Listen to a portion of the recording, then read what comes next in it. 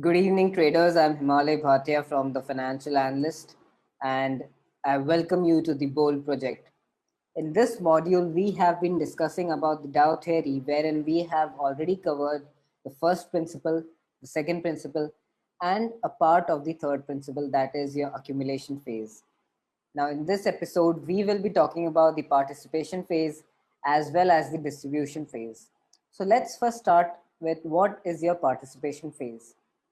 Now, participation phase occurs right after your accumulation phase, all right? And the name itself gives it away that everyone in the market, including your intelligent investors, take part in this phase. Now, since everyone is taking part in this phase, what happens is this phase becomes one of the longest phases in the market, and this also becomes one of the best phases for a technical trader. Why?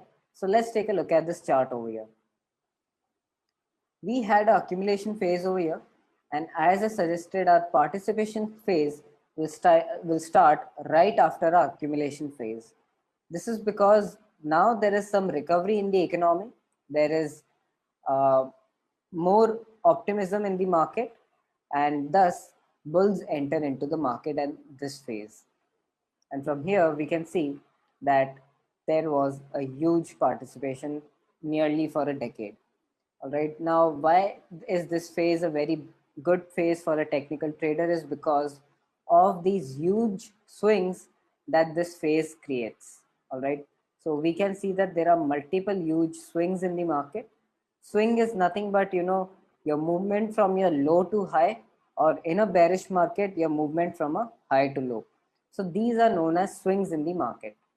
And all the trader has to do is he, in a bull market, as already discussed in the second principle, that in a bull market a trader has to use the strategy of buy at dips. All the trader has to do is buy at the dip and sell at the correction, buy at the dip and then again sell at the correction, so on and so forth. All right. So that is why this phase becomes one of the best phases for a technical trader. Now let's do one interesting thing over here, right? We have spoken a lot about the concepts. Now let's talk about the money aspect over here. Who is earning money in the market? Is it the investors who are earning money in the market, or are the traders earning the money in the market? So let's take a look at it. Let's go back to the example of Mr. Rakesh Jhunjhunwala, wherein he has purchased shares in the accumulation phase. So let's say that Rakesh Jhunjhunwala purchased one share over here at rupees 100. For a sake of calculation purpose, let's say he's purchased one share at rupees 100, and today the price is 1400 rupees. So over a period of 10 years, he has earned a profit of about 1300 rupees. Correct? Now let's talk about how much the trader must have earned in this market. Now it was already discussed that the trader tends to enter at a pullback, right, in a bull market. So let's assume that the trader has entered in a bull market over here. Let's check the price. So the price is around 200 rupees, which is firstly double the cost of your investor. All right, investor had purchased around 100 rupees, but the trader in this case is purchasing the stock at around 200 rupees. All right, let's see how much profit is the trader making. He purchases the stock at around 200 rupees, sells it around 350 rupees. All right, that's a 150 profit. Again buys it around 300, sells it around 550. Again, that is another 250 rupees of profit. So till date, if you see, he has already made a 400 rupee profit, right? So on and so forth. If the trader catches all the swings in the market, then what will happen is there is a possibility that the trader will end up making more money in the market than an investor. That too, I am not considering the fact that the trader might be involved in short selling as well. But there is a condition over here. When I say that the trader is earning more money than the investor, there is a condition over here. The condition is that I am assuming that the trader is capturing all the swings in the market.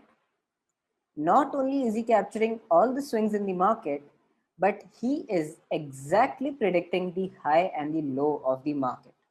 And he has never failed in any trade, which is next to impossible. All right. So let me just rephrase it in this manner that a trader does have a scope of earning more money than an investor, but being a trader, there is a lot of risk as well.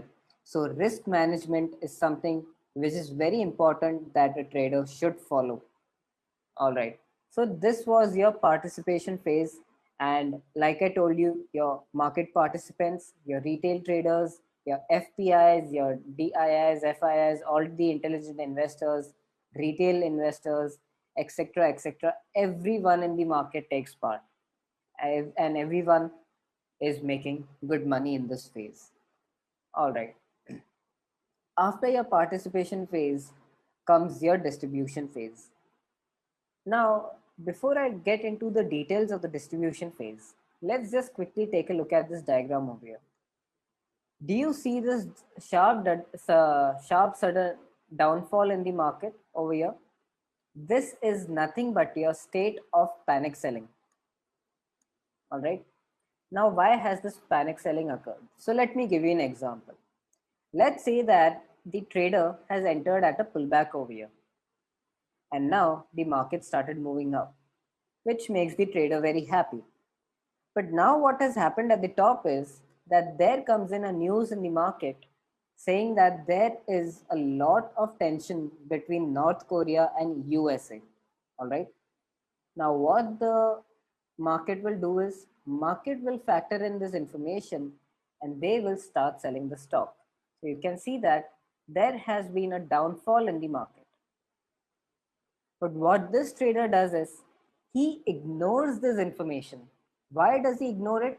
Is because he says or he thinks that, you know, a war-like situation in the current 21st century is something which is next to impossible, and he ignores such information from the market and he keeps holding his position thinking that the market will briefly correct and from there it will again reverse back on the upside, giving a much larger move. So what he does is he does not exit his position, he keeps holding his position. And finally, what actually has happened in the market is there is an actual war between the two countries. Now, what will happen in such a situation is that no person in his normal state of mind will keep his money in the markets. That's pretty obvious. In a war like situation, the economy will be obliterated and thus there will be panic selling in the market and the price have fallen down. So what is happening over here? The trader has ended up making huge losses. Let's talk about an investor. An investor must have purchased at lows. He must be adding at lower prices. What has happened is his average must be somewhere around over here. He, if he did not exit in the distribution phase, he would have exited over here, then he is still in profits. All right. So an investor basis this chart is something which we say that an investor is comparatively much more safer than a trader. All right. Now, if I just summarize the accumulation and the distribution phase, this is nothing but a saying by Warren Buffett. He says that when the people are fearful, you should you should actively participate in the markets, right? And you should be buying the stocks at that time. So that is what the investors do at the accumulation phase. And once the people are optimists and they are heavily buying in the market, at that time you should be fearful in the market and you should take precautionary measures. So in the distribution phase, it is very necessary for especially a trader to exit in this period. If not, we have already discussed the consequences. All right. On this note, I would also like to add a personal statement over here. All right. This is my own view and this is subjective from person to person. Now, what I feel is that investors in India are not very safe is because lately we have seen a lot of scams getting exposed in India. So be it your IIFL news, your PNB news, your Kingfisher, your Jet Airways, your Yes Bank case, your Nirav Modi case, etc., etc. There are n number of cases. And what has happened in all? The investors have ended up losing a lot of money over here. But what the traders do is they take advantage of the situation. And if they see that there is some sort of a negative news in the market, they start short selling the stock, making huge money for them.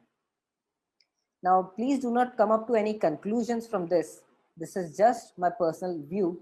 And what can happen in the future is one positive thing that I see from this is that it is a good thing that these scams are getting exposed, and later on it just cleans the balance sheet for the company for the future. So right now we have our Yes Bank. We have already given the stock to our investors, our clients in our groups, and we had asked them to buy it around 11.5 rupees.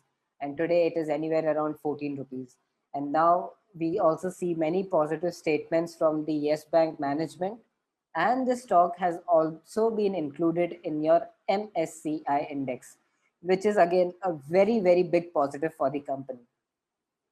So investors can now again take a chance over here. And if they are confident about the company, after all this mess has happened, they can, of course, enter into that company. So this was all about your third principle, wherein we discussed about the accumulation phase, the participation phase, as well as the distribution phase, its application, and also its significance in the market. In the next episode, we will be taking up the fourth principle. So stay tuned. And if you have any doubts, please note it down. We will be covering in the doubt clearing session, which will be held on the weekends. Hope you have a good day. Bye bye.